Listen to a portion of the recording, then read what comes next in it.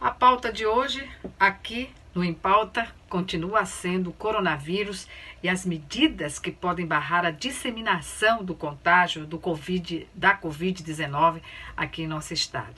Eu converso com o médico infectologista Fernando Maia, que é professor da Universidade Federal de Alagoas e médico titular do Hospital Escola Elvio Alto. Doutor Fernando Maia, inicialmente, muito obrigada por estar aqui prestando esses esclarecimentos tão importantes para todos nós no desafio de vencer essa guerra, literalmente, de vida ou morte, contra esse inimigo invisível que é o coronavírus. Doutor Fernando, ficar em casa, atendendo ao que preconiza a Organização Mundial de Saúde, ainda constitui, digamos assim, a única maneira de evitar a contaminação pelo coronavírus? Olá. De fato, o isolamento social ainda é a melhor maneira, a melhor ferramenta que se pode utilizar para evitar o coronavírus, porque o contágio se dá principalmente de forma direta, pessoa a pessoa, através de gotículas de saliva que a gente elimina na fala, na tosse, no espirro. Por isso é que o isolamento social é tão importante, que ajuda a evitar esse contato direto pessoa a pessoa. Além disso, um outro cuidado que é tão importante quanto o isolamento social é a gente manter a higiene correta, como a gente já sabe. Lavar as mãos antes de ir ao banheiro, após ir ao banheiro, ao chegar em casa, depois de tocar qualquer objeto, depois de andar no transporte público. É muito importante que se faça, então, a correta higienização das mãos para evitar a transmissão do coronavírus. Mas, doutor, não basta ficar em casa.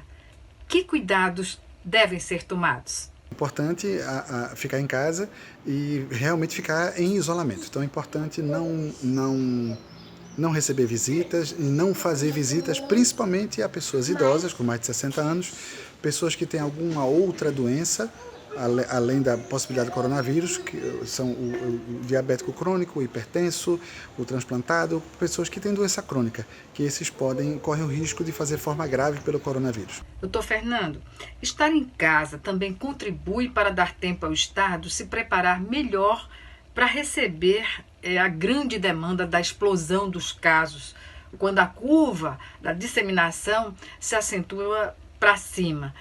Portanto, é importante que a pessoa possa identificar os sintomas para não correr para o hospital desnecessariamente? Sim, ficar em casa também auxilia muito para diminuir o número de casos e também para que haja tempo hábil para que o poder público possa montar os serviços de referência que possam receber esses possíveis casos de coronavírus. Nós estamos exatamente iniciando o período de maior transmissão das doenças respiratórias de uma maneira geral, gripe, resfriado e provavelmente também coronavírus. Então a gente espera que os casos comecem a aumentar agora, nesta semana, de modo que manter o isolamento agora é mais importante do que nunca, porque isso evita a grande dispersão do vírus e também dá tempo que os serviços de saúde se organizem e que então que o Estado possa se preparar adequadamente para receber esses casos, para que a gente possa atender os casos que aparecerem da melhor forma possível. Quais os sintomas que caracterizam um resfriado? O resfriado é um quadro muito leve que se caracteriza por sintomas localizados na parte superior do trato respiratório. Então, basicamente, é dor de garganta, nariz entupido, às vezes o nariz escorre, às vezes dá algum mal-estar, às vezes pode dar dor de cabeça, nariz entupido, pouco mais do que isso. O resfriado geralmente é um quadro muito leve e que se resolve espontaneamente dentro de 2, 3 dias no máximo, se a pessoa não tiver nenhuma doença que complique. E quando a pessoa pode acender o sinal de alerta sobre os sintomas que podem fazer, digamos assim, o diferencial de resfriado, gripe ou ser a evolução da Covid-19? Então, quando a pessoa com suspeita ou confirmada de Covid-19 precisa procurar o hospital. Quando o paciente começa a ter sintomas de falta de ar importante.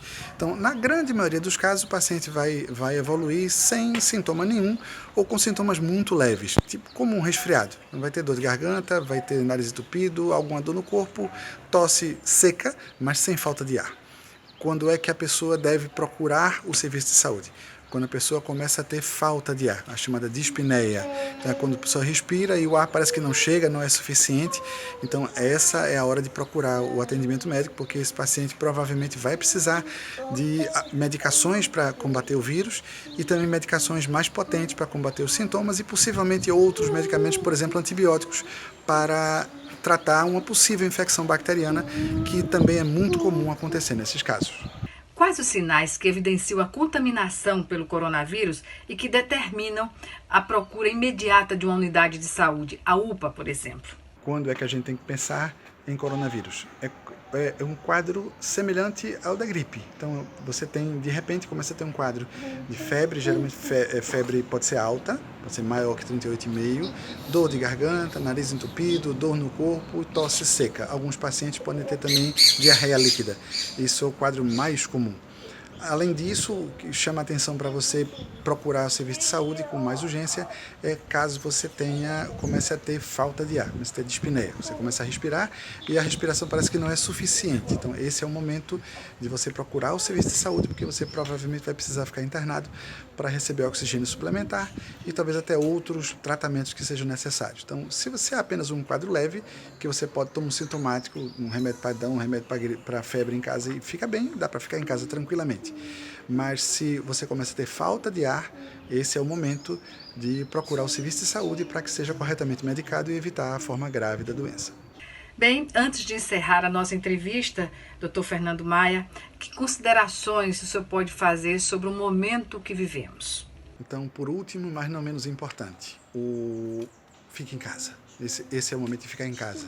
A gente está exatamente no período em que ocorre o aumento dos casos da transmissão de doença respiratória de uma maneira geral e tudo indica a gente terá também aumento do coronavírus exatamente nesta época, nestas semanas que se seguem. Então, o momento agora é de ficar em casa, para você evitar transmitir a doença, você não pegar a doença e, eventualmente, se você já estiver contaminado, para você não passar a doença para outras pessoas. Então, o momento agora é fique em casa. Dr. Fernando Maia, eu fico imensamente grata com a sua participação aqui no Em Pauta e agradeço mais uma vez a sua participação. Obrigada e até uma outra oportunidade. Como também a você, telespectador. Um abraço e até logo mais.